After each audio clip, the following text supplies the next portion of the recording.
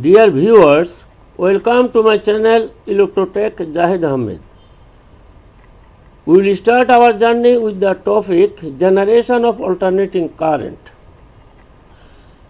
The current that changes its direction and magnitude periodically is termed as alternating current.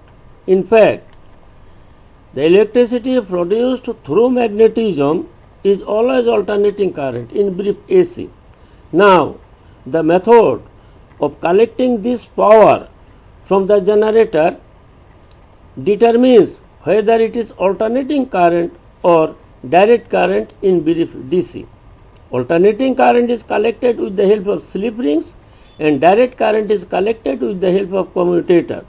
Anyhow, whatever the case may be, an alternating current is produced on the principle of electromagnetic induction, known as Faraday's laws of electromagnetic induction. Now we came to know alternating current changes its direction and magnitude. But what does it mean actually? This thing we will be clarifying with the help of this figure 1. Figure 1 shows an electric circuit in which an AC generator G supplies current to the load L.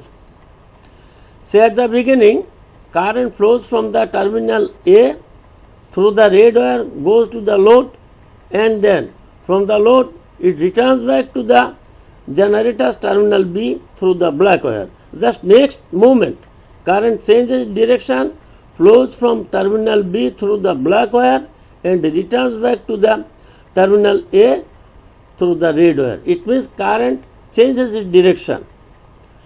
In our country, since our country is 50 Hertz frequency, each terminal of the generator becomes 50 times positive and 50 times negative. It means they keep on changing their polarities. This is about the direction of change in direction of the current. It means current is flowing like this from A to B, B to A to B, B to A. Like this, it keeps on changing till the generator runs. Now about the magnitude.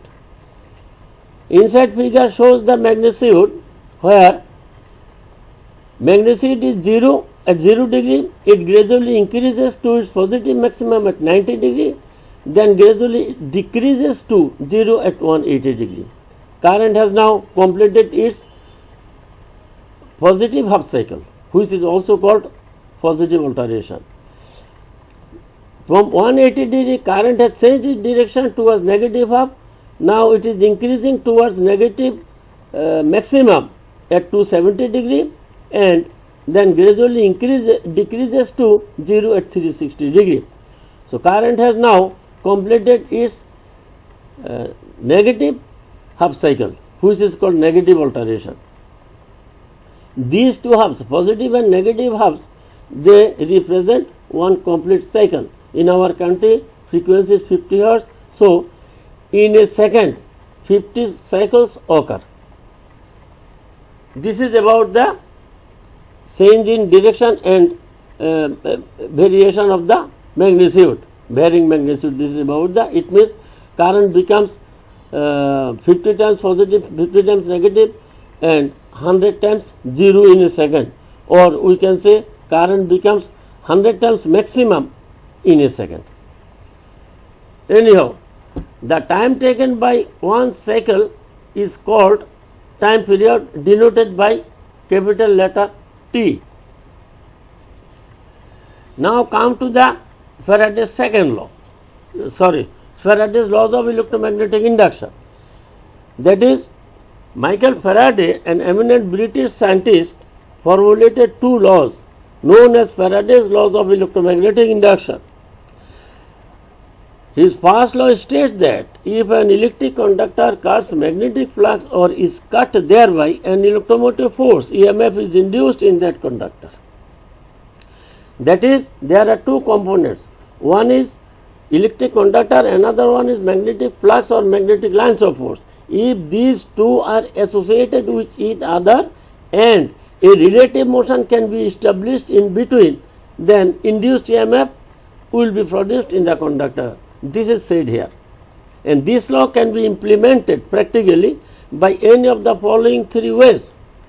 That is, number one, by moving the coil in a magnetic field. Number two, moving a magnetic field through a stationary coil. And then by altering the direction and or magnitude of lines of force in a coil. So, following any of the three ways, this law can be implemented. Now, second law. Faraday's second law is about the magnitude of the induced EMF. First law is about the production of the electromotive force or production of the electric current. Second law is about the magnitude of the current or EMF. Anyhow, this magnitude of the induced EMF, hence its resultant current, is directly proportional to the rate of change of flux linkages. It means magnetic flux and the conductor, they must be linked up, they must be associated with each other, and their magnitude directly depends upon the at what rate the flux is being cut, and also the amount of flux, magnetic flux. These two things.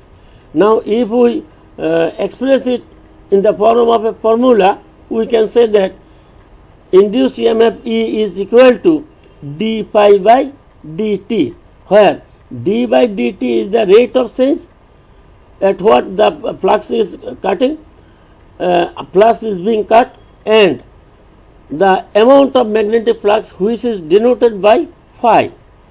So, and here phi is taken, or the amount of magnetic flux that is taken as a constant. So, it is said that E is equal to d phi dt. Relating to this second law, the following points are to remember. Number one, no flux cutting takes place when the electric conductor and the magnetic flux, they lie parallel to each other. Their position or their location is parallel to each other, then no flux cutting will take place, even though they are associated with each other, and the relative motion is at its maximum rate. Nothing will happen. Second one is just reverse, opposite to the first one, that is the flux cutting rate is at its maximum when the loop sides come across directly under the pole axis and move vertical to the lines of force. Therefore, maximum EMF is induced in the conductors. That is, this conductor side, when they are or when they move directly across the directly under the pole axis, or directly under the pole axis, or their position is directly just exactly vertical to the lines of force, then maximum flux cutting will take place and maximum induced EMF will be there. It means at the pole axis, two things. Number one, the relative location or relative position of the conductor and the magnetic flux is exactly vertical, that is 90 degree, and also at the pole axis maximum flux density is there. So, maximum flux cutting is there and maximum induced EMF is there. And third one is about the neither parallel condition nor maximum vertical condition, it is about in between, somewhere in between, and it depends upon this tangential position, depends upon the lines of force position of the field.